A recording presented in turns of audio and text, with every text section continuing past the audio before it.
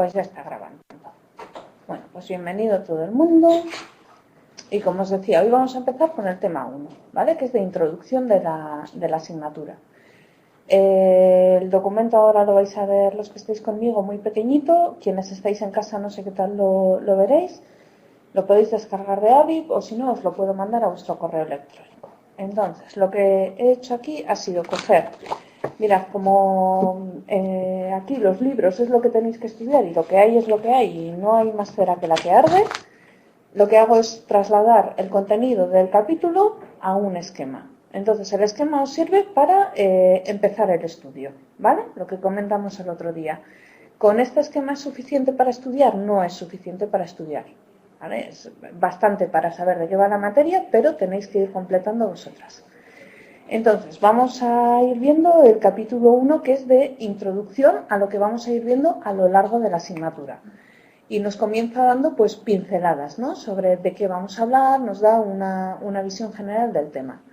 Os he ido separando, los apartados que figuran en el tema los he registrado tal cual, ¿vale? Están todos los que hay y comienza con una introducción, perdón. Y entonces en la introducción os voy poniendo pues cosas interesantes que nos dicen. Os comento una cosa, tengo también este capítulo subrayado por mí, con las cosas más importantes. Si alguien quiere, se lo puedo mandar escaneado, ¿vale?, para que veáis lo que está subrayado y lo que yo he considerado que se tiene que estudiar del tema. Entonces ya eso a voluntad propia.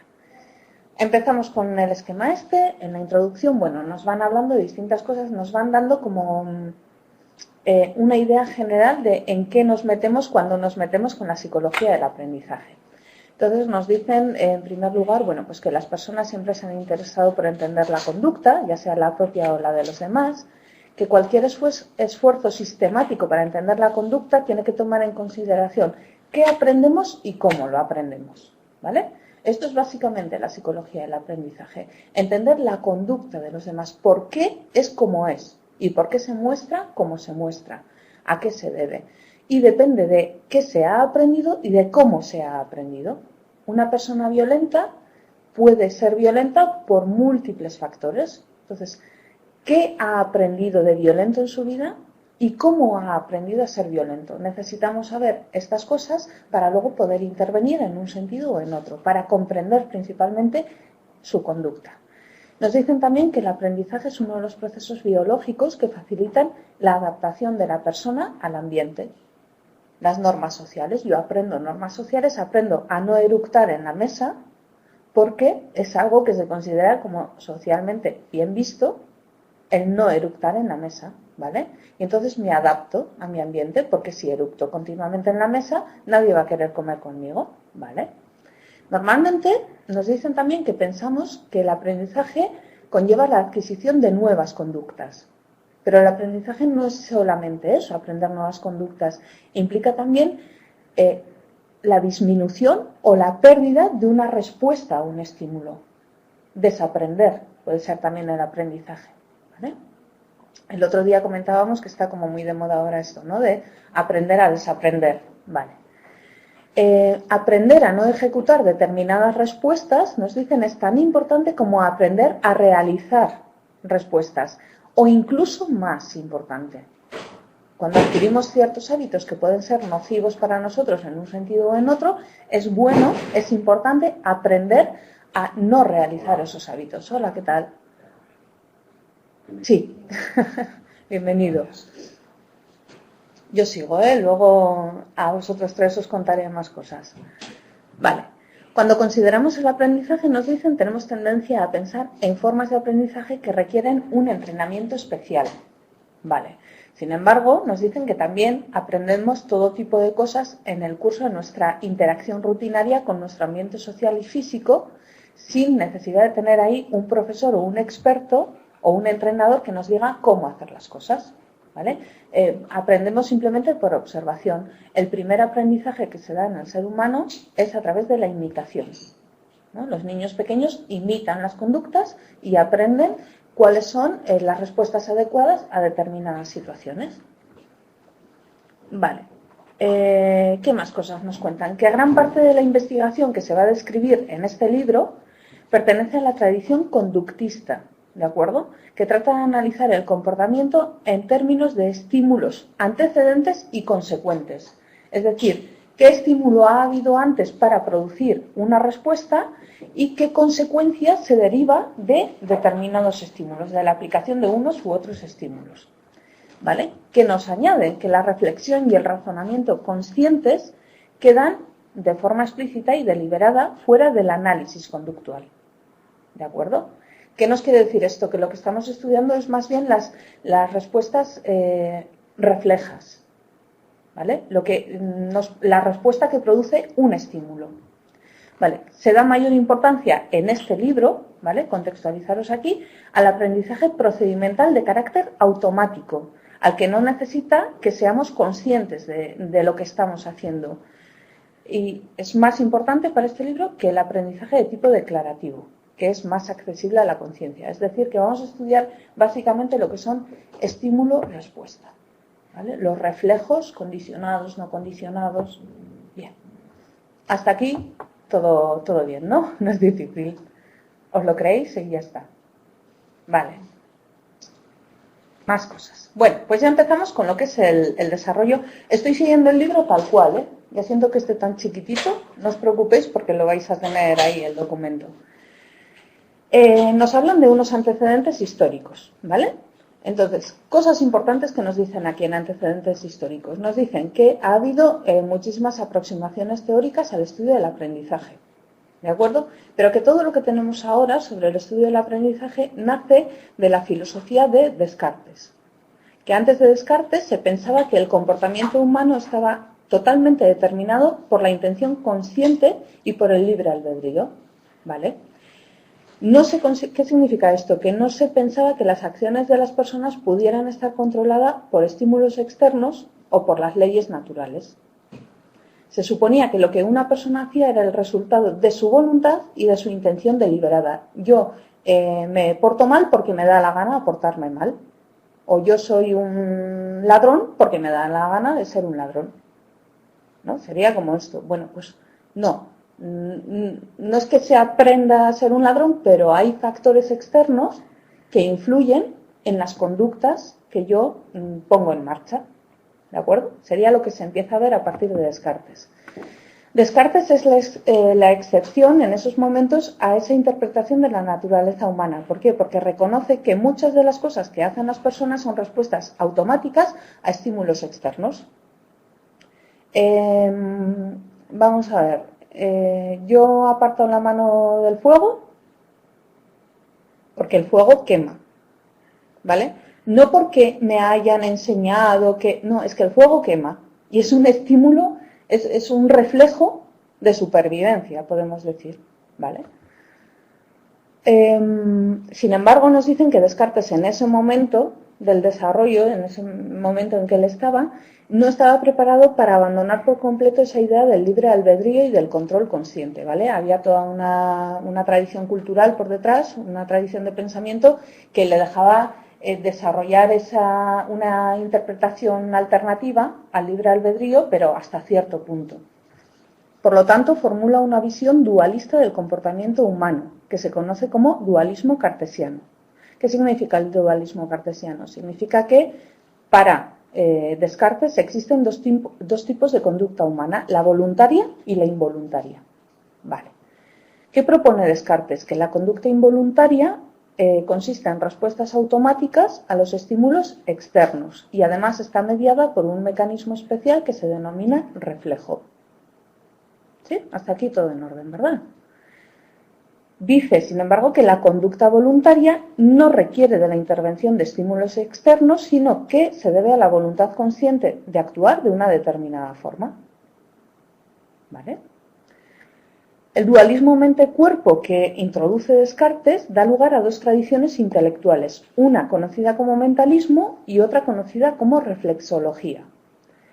El mentalismo se ocupa de los contenidos y el funcionamiento de la mente, ¿vale? ¿Qué hay en la mente y cómo funciona la mente con eso que tiene dentro? Y la reflexiología nos habla del mecanismo de la conducta involuntaria. Añaden que estas dos tradiciones intelectuales son la base del estudio del aprendizaje moderno. Muy bien. Un subapartado dentro de los antecedentes históricos, el desarrollo histórico del estudio de la mente. Bueno, pues empezamos aquí distinguiendo entre nativismo y empirismo, ¿vale? Del nativismo, ¿qué nos dicen? A ver, el nativismo, ¿vale? ¿Qué nos dice sobre... Hola, ¿qué tal? ¿Qué nos dice el nativismo sobre el contenido de la mente? Bueno, pues desde el nativismo se entiende la mente... Se concibe la mente formada por ideas innatas, ¿vale? Que ya están en ella, ¿de acuerdo? Tenemos... ¿Sí? En el libro pone innativismo, es lo mismo, ¿no? Pues sí. Innativismo. ¿Innativismo pone? Innatismo. Innatismo, sí. Bueno, sí. Es que tenéis vosotros una edición más nueva... Pero vamos, nativismo, sí, innatismo y empirismo, sí. Pero bueno, me comentaba vuestro compañero, es que creo que se oye súper mal los que están en... Me comentaba que en vuestro libro pone innatismo en vez de nativismo, que vamos, que es lo mismo. Entonces, vale, el contenido de la mente, ¿cuál es? Pues una serie de ideas innatas con las que nacemos, vale. El filósofo o persona más representante del innatismo o nativismo, Descartes. ¿Vale? ¿Qué nos dice Descartes sobre el funcionamiento de la mente? Nos dice que la mente no funciona de forma predecible y ordenada, que no funciona de acuerdo con unas reglas, pasamos a la siguiente, con unas reglas estrictas o leyes que se puedan identificar. ¿Vale? O sea, no podemos tener control sobre lo que la mente hace o deja de hacer.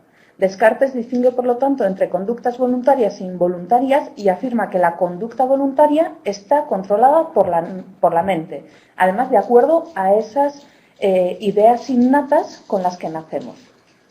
¿De acuerdo? ¿Sí? Bien, el empirismo. ¿Qué nos dice sobre el contenido de la mente? Aquí el autor más representativo es Locke.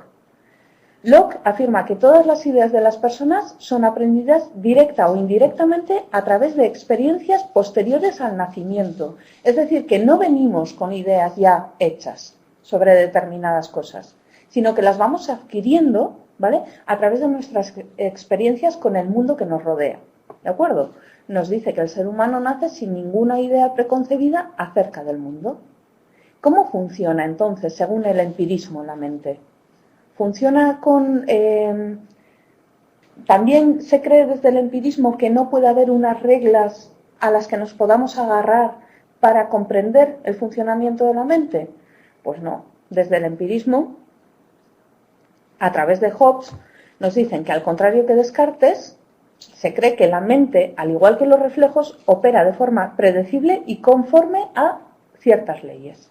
Claro, esto facilita mucho el estudio de la mente, porque si algo sucede de 1000 maneras diferentes en función de las circunstancias y no sabes ni qué circunstancias provocan que suceda de una manera o de otra, es imposible estudiarlo, ¿vale? El empirismo es el que nos facilita el acceso al estudio de la mente, de la conducta humana, de por qué la conducta se sucede como se sucede y en qué circunstancias. Vale. ¿Qué propone el empirismo? Si podemos estudiar la mente de acuerdo a ciertas leyes, si podemos establecer unos parámetros a través de los que ir estudiando y de los que partir para ir adquiriendo más y más conocimientos sobre la mente, nos propone que la conducta voluntaria está gobernada por el principio del hedonismo. Eso para empezar. ¿Qué es el hedonismo? Que las personas tratan de lograr el placer y evitar el dolor. Es decir, que la conducta está controlada por las consecuencias positivas y negativas que se puedan derivar de la acción que emprendemos. Ahí tenemos premio, castigo, ¿de acuerdo? Muy bien. Nos introducen también, para explicar estas reglas a las que se puede recurrir para estudiar la mente, nos introducen el concepto de asociación, ¿vale?, que es un aspecto muy importante del funcionamiento de la mente. ¿Por qué? Porque se asume que todas las ideas tienen su origen en experiencias sensoriales. Muy bien. Existen dos leyes de la asociación, según el empirismo. Unas son leyes primarias y otras leyes secundarias. En las leyes primarias las veremos más adelante y con mucho más detenimiento, pero en leyes primarias encontramos la de contigüidad, similitud y contraste, y en las leyes secundarias la de intensidad, frecuencia y recensia. Ahora no nos metemos porque, como os digo, lo veremos más adelante. Bien, otro apartado dentro de los antecedentes históricos es el desarrollo histórico del estudio de los reflejos. Vale, ¿qué nos dicen aquí? Que cuando nos formula el concepto de reflejo, Descartes hace una contribución muy importante a la comprensión de la conducta. ¿Por qué? Porque la idea básica de que la conducta puede ser el reflejo de un estímulo desencadenante, ¿vale?, continúa siendo el pilar, yo diría, más importante de la teoría del comportamiento. De hecho, es lo que vamos a estudiar a lo largo de este libro, ¿vale? Sin embargo, señalan, pero es que esto es producto de que Descartes está en la época en que está, ¿no? Que vale, que la filosofía es la madre de toda la ciencia, pero la filosofía sienta las bases para los desarrollos posteriores. ¿Qué ocurre? Que Descartes se equivoca en sus ideas acerca de los detalles del acto reflejo. ¿Por qué? Porque cree que los mensajes sensoriales que van de los órganos de los sentidos al cerebro y los mensajes motores que van del cerebro a los músculos viajaban por los mismos nervios. Bueno, pues eso ya se ve. Pues que no, pero bueno, que el hombre no lo podía abarcar todo. Eso es un pedir. Descartes y la mayor parte de los filósofos posteriores asumen que los reflejos eran responsables únicamente de reacciones sencillas a estímulos externos. En el siglo XIX, los procesos fisiológicos responsables de los reflejos se empezaron a comprender mejor y el reflejo empezó a aplicarse a la explicación de un mayor rango de comportamiento. Vale, contribuyen a ello dos fisiólogos rusos, no sé si los Sechenov, creo que es Sechenov y Pavlov, que fueron los principales responsables de estos avances. De acuerdo con Sechenov, la conducta voluntaria y los pensamientos están en realidad elicitados o producidos o desencadenados por estímulos débiles y apenas visibles. ¿Vale? Sus ideas acerca de la conducta voluntaria extendieron mucho o enormemente, dicen aquí, el uso de mecanismos reflejos para demostrar una gran variedad de aspectos del comportamiento. Bien, ya iremos viendo todos los estudios que se hacen.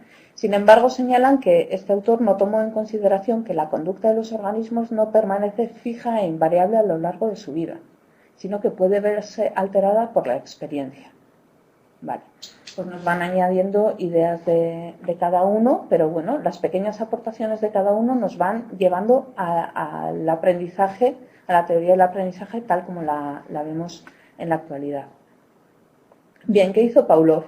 Pavlov demostró experimentalmente que no todos los reflejos son innatos. Ya sabéis que nacemos con ciertos reflejos innatos, ¿no? Vale, en los recién nacidos, en los bebés, el reflejo de Moro, por ejemplo, es algo innato. El reflejo de succión es algo innato, ¿vale? Hay unos reflejos que están ahí, que son innatos. Se pensaba que todos eran así, pero Pavlov es el primero que se pone en marcha para demostrar que aquello, ¿vale?, no es lo único innato que tenemos. Vale. Mediante mecanismos asociativos se pueden establecer nuevos reflejos para los distintos estímulos que vamos recibiendo.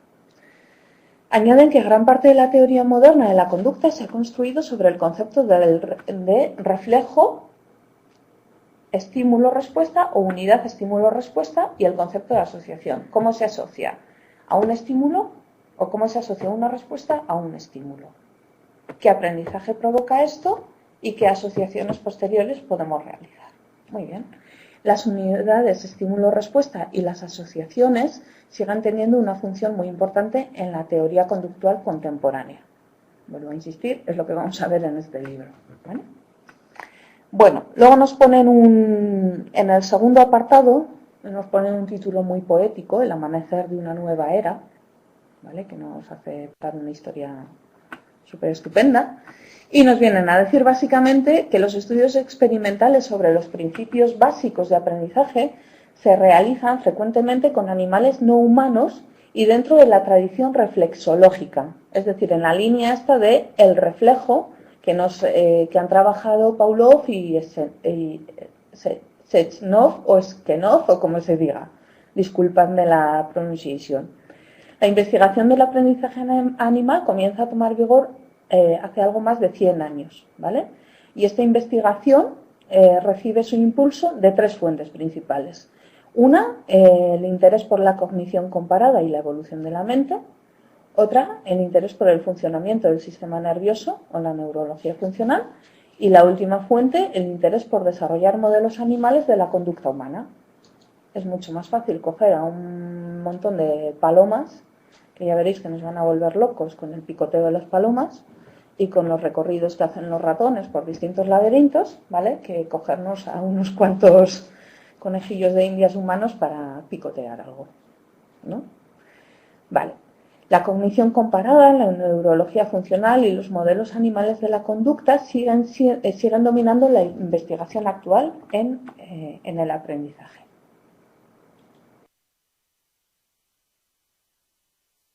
Bueno, pues ahora nos introducen un poquito. A ver, os he cogido los aspectos más importantes de cada uno de los apartados, ¿vale? Para que os hagáis una pequeña idea de qué trata cada uno.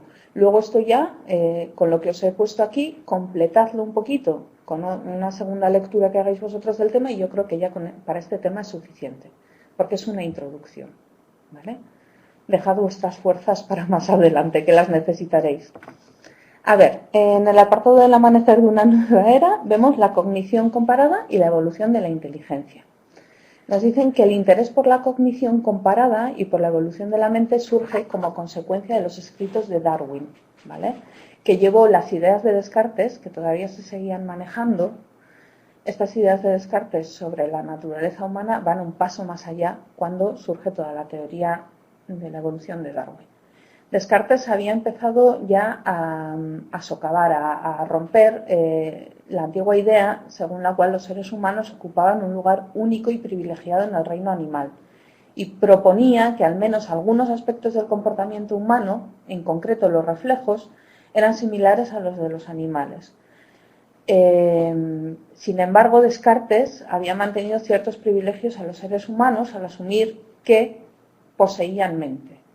Solo ellos. Entonces luego llega Darwin con su teoría y demuestra que, bueno, que los animales también tienen algo que decir, ¿no? En este aspecto, en reflejos, en conductas aprendidas. De hecho, bueno, las investigaciones con primates lo demuestran claramente, ¿no? Y con otros animales. Ahora se ve la capacidad de aprendizaje de los delfines. No estoy muy al tanto del tema, pero delfines, primates y alguno más.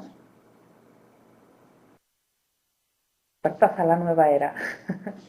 Bueno, pasamos. La neurología funcional, otro apartado. Nos dicen que la nueva era en el estudio de los procesos de aprendizaje fue también producto de los esfuerzos por utilizar los estudios de aprendizaje animal como medio para estudiar el funcionamiento del sistema nervioso. ¿Vale? Esta línea de investigación la inició Pavlov, ¿vale?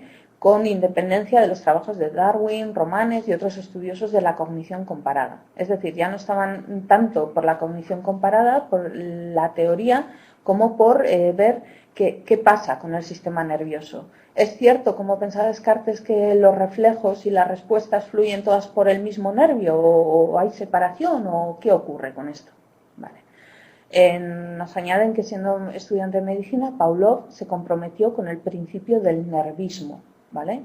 De acuerdo con el nervismo, las principales funciones fisiológicas están gobernadas por el sistema nervioso. Con lo cual, ¿qué ocurre con el sistema nervioso? Vale, luego nos hablan de los modelos animales de la conducta humana. Bien, y aquí nos dicen que la tercera fuente de esta nueva era en el estudio del aprendizaje animal fue la creencia según la cual la investigación con animales podía darnos información útil para comprender el comportamiento humano. Es decir, se podía extrapolar los resultados obtenidos en el estudio con animales al comportamiento humano. Los modelos animales de conducta humana tienen un origen más reciente que la cognición comparada o la neurología funcional. Son estudios más actuales. Vale. Luego nos sitúan un apartado de modelos animales y robótica. Aquí no os he puesto nada. Ya veréis un poquito qué poner. Como os digo, si queréis, como es un tema más teórico, más de introducción, Yo lo tengo subrayado y os lo puedo enviar escaneado y subrayado para que veáis las ideas principales. Ahí no he subrayado únicamente 4 cositas, ¿vale? Aquí he recogido, en este resumen, he recogido lo más importante, pero en el capítulo he subrayado todo lo importante. Bueno, entramos ya con el tomate, con la definición de aprendizaje. Nos dicen, para empezar, que el aprendizaje es una experiencia humana tan común que las personas rara vez reflexionan sobre lo que realmente significa decir que se ha aprendido algo, que no existe, además, una definición de aprendizaje que esté universalmente aceptada, ¿vale? Nos dicen que el aprendizaje es un cambio duradero en los mecanismos de conducta. Esta definición yo creo que es importante y bastante completa. Cambio duradero en los mecanismos de conducta que implica estímulos o respuestas específicas y que además es resultado de la experiencia previa con esos estímulos y respuestas con otros similares. Vale, nos hacen la distinción entre aprendizaje y ejecución en uno de los apartados. Y nos plantean la siguiente pregunta: ¿cuál es la razón para definir el aprendizaje partiendo de un cambio en los mecanismos de la conducta? Bueno, pues la principal razón es que el comportamiento está determinado por muchos otros factores distintos del aprendizaje. ¿Qué significa esto? Bueno, la ejecución está referida a las acciones de un organismo en un momento concreto, ¿de acuerdo? Ese momento concreto no tiene por qué ser extrapolable a todas las situaciones iguales o similares que se planteen. Estamos ejecutando algo. La ejecución está determinada por la oportunidad, por la motivación, por las capacidades sensoriales y motoras y también por el aprendizaje. También por el aprendizaje, pero también por todos esos factores que acabamos de decir. ¿Qué significa? Que un cambio en la actuación de una persona no puede ser automáticamente considerado como una manifestación de aprendizaje. ¿Vale? Yo le estoy enseñando a un niño a lavarse a hacer pis en el baño o a pedir pis.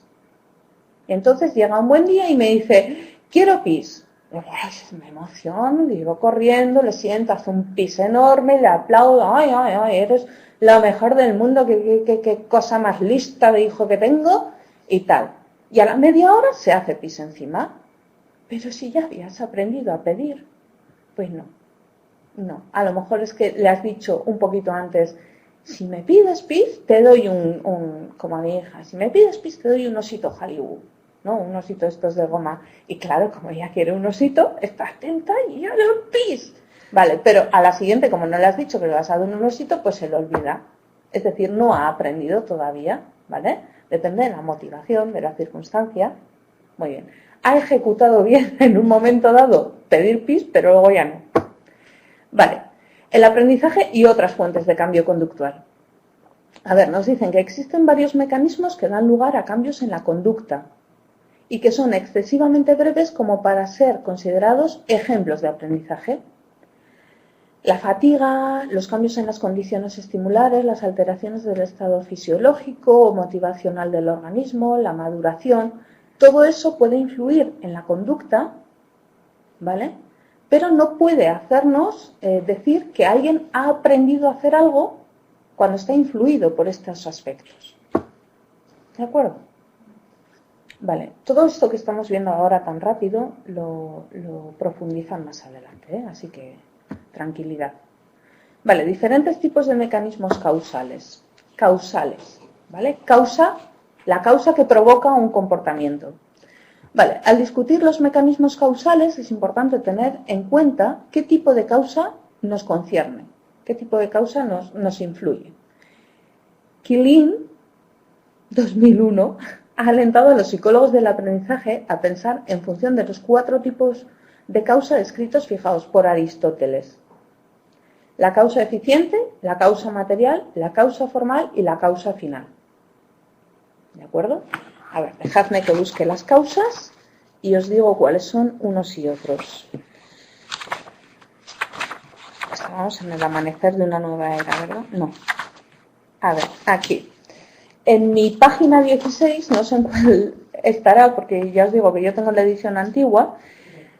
¿Sí? Vale. Nos dicen, la causa eficiente es el tipo de causa más cercano a la definición común de causa y hace referencia a las condiciones necesarias y suficientes para producir un resultado en la conducta. Vale. La causa material del aprendizaje.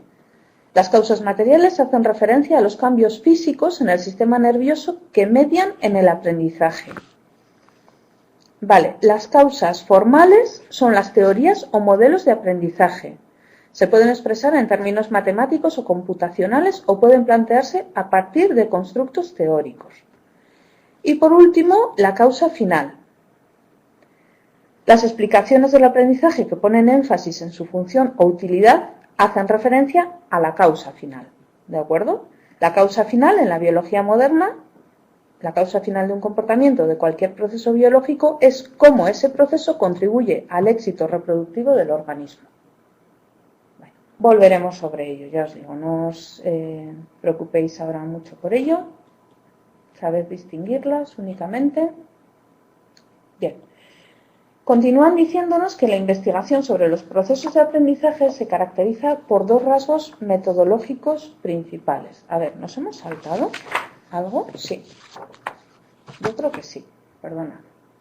A ver, en la 6. Ah, sí, aquí, perdón, que me he dejado. Entramos ya con el cuarto apartado, que son aspectos metodológicos del estudio del aprendizaje. Esto no lo he puesto en PDF, pero lo pondré en PDF porque si no, yo lo había dejado tan bonito, cada pregunta cambiaba de página y no sé qué, y ahora se ha desbaratado todo. Así que lo pondré en PDF para que no os liéis. Vale. Entonces, dentro de los aspectos metodológicos del estudio del aprendizaje nos dicen qué métodos se usan, ¿no? Nos dicen, la investigación sobre los procesos de aprendizaje se caracteriza por dos rasgos metodológicos principales. El primero de ellos, el primero de ellos es una consecuencia directa de la definición de aprendizaje y necesita usar métodos de investigación experimentales, no métodos observacionales. ¿De acuerdo? Los fenómenos del aprendizaje no pueden investigarse sin una metodología experimental. Por eso, continuamente, a lo largo de todo el libro y de toda la asignatura, vamos a ver los estudios que se realizan y los resultados que se obtienen basados en estudios experimentales, principalmente de laboratorio, ¿vale? Cosas controladas, ratones, estudio con animales, establecemos estos estímulos, obtenemos estas respuestas. A partir de esto hacemos tales asociaciones o tales otras. ¿Qué resultados obtenemos? ¿Cuáles no obtenemos? ¿Cómo se desaprende una conducta? Si aplico esto se desaprende, si aplico lo otro no se desaprende. ¿Vale? El segundo rasgo metodológico, la confianza en una perspectiva de proceso general, nos dicen que es más una cuestión de preferencia que de necesidad. Vale. Ese segundo rasgo metodológico es una perspectiva de proceso general. Vale. Nos la explican un poquito más abajo. Nos centramos ahora en el aprendizaje como ciencia experimental. Nos dicen que los estudios sobre el aprendizaje hacen hincapié en identificar los factores causales responsables de los cambios persistentes en la conducta que resultan de la experiencia previa. ¿Vale? ¿Por qué la causa, el origen de cambios persistentes en la conducta? ¿De acuerdo? No de hoy hago esto, mañana hago lo otro. De los 4 tipos de causas que ya hemos visto antes, los investigadores del aprendizaje han centrado su atención en las causas eficientes, materiales y formales. ¿Vale? Independientemente del tipo de causa, este énfasis prescribe que las investigaciones de aprendizaje utilicen una metodología experimental. ¿Por qué? Porque las causas no se pueden observar directamente. ¿De acuerdo? Tan solo pueden ser inferidas a partir de los resultados de las manipulaciones experimentales. La observación es una técnica de análisis experimental, es una técnica de investigación, pero lo puramente experimental te ayuda a controlar las variables. La observación tiene, para empezar, el observador es una variable ahí que puede influir muchísimo y de muy diversas formas en el resultado de esa observación. En lo que se observa, en cómo se observa, en por qué se observa una cosa y no otra. ¿Vale? Entonces es un método legítimo, pero para lo que queremos, para el estudio del aprendizaje y de la conducta derivada de unas causas, de unos estímulos que derivan en unas respuestas. Me hago un lío yo sola, pero me sucede a lo largo de toda la asignatura, así que paciencia conmigo. Para esto necesitamos la metodología experimental. Vale, más cosas. Nos vamos a la perspectiva de proceso general en el estudio de aprendizaje, ¿vale? Que si recordáis es el segundo rasgo metodológico que se establece para estudiar el aprendizaje. Vale. Es una perspectiva, nos dicen, que está basada en procesos generales. Nos insisten de nuevo que es más una cuestión de preferencia que de necesidad, ¿vale? De entre todas las formas de investigar que se podían tener, se ha elegido esta para el estudio del aprendizaje. Muy bien. Sin embargo, añaden, al adoptar una perspectiva de proceso general, los investigadores del aprendizaje animal siguen una antigua tradición científica. Bueno, pues muy bien. ¿Qué elementos tiene la perspectiva del proceso general? Vale, uno de sus presupuestos fundamentales es que los fenómenos estudiados son el resultado de procesos más elementales. Es decir, que todo tiene un origen más sencillo del que se está analizando. Además, se asume que esos procesos elementales operan de forma similar independientemente de dónde se encuentren. ¿Vale? Los investigadores del condicionamiento y el aprendizaje se han adherido a la perspectiva del proceso general desde los comienzos de esta área de estudio en psicología. Se han centrado en los aspectos comunes de los diversos tipos de aprendizaje, ¿vale? Esa ha sido su base, y han asumido que los fenómenos de aprendizaje son producto de procesos elementales que operan de forma similar en diversas situaciones de aprendizaje. ¿Entendéis esto bien? ¿Sí? ¿Qué implicaciones metodológicas tiene la perspectiva del proceso general? Bueno, pues si asumimos que existen principios universales de aprendizaje, deberíamos ser capaces de descubrir esos principios en cualquier situación en la que el aprendizaje tenga lugar. Por tanto, una importante implicación metodológica de esta perspectiva del proceso general es que se pueden descubrir los principios del aprendizaje estudiando cualquier especie o sistema de respuesta que muestre aprendizaje.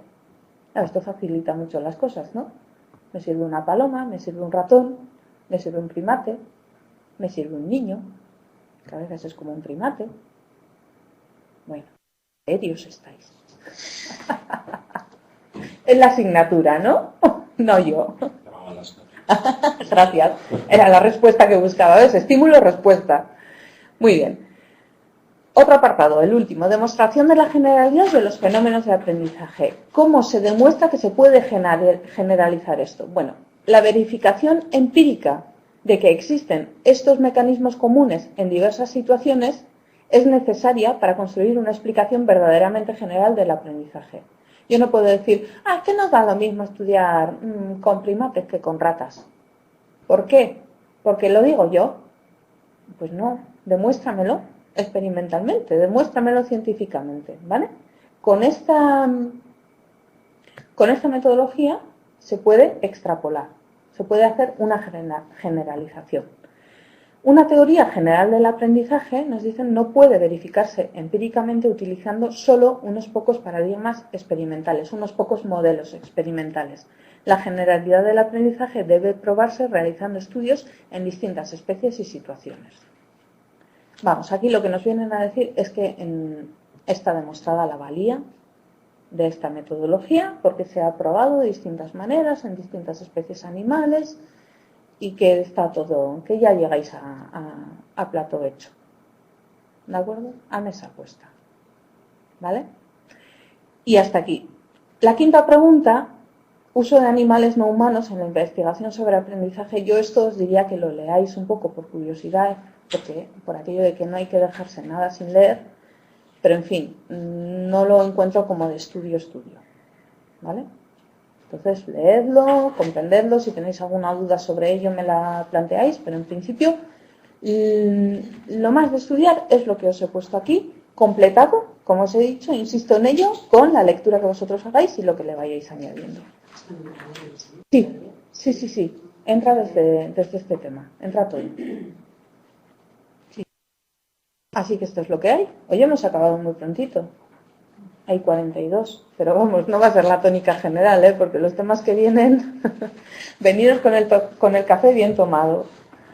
Bueno, entonces el otro día les comentaba a vuestros compañeros que un ejemplo bueno para meternos en el tema de estímulo-respuesta, de aprendizaje, de variación de la conducta, de aprender a desaprender conductas, serían programas como los que hay ahora en la tele de Super Nanny, ¿habéis visto? O Hermano Mayor, entonces comenté que a lo mejor os ponía uno. No, vamos a ver si nos da tiempo a ver alguna ahora. Pero bueno, ahora, perdonad, desconecto un poco de vosotros y me meto con la gente que está ahí. No ha dicho nadie nada. Buenas tardes. ¿Estáis vivos?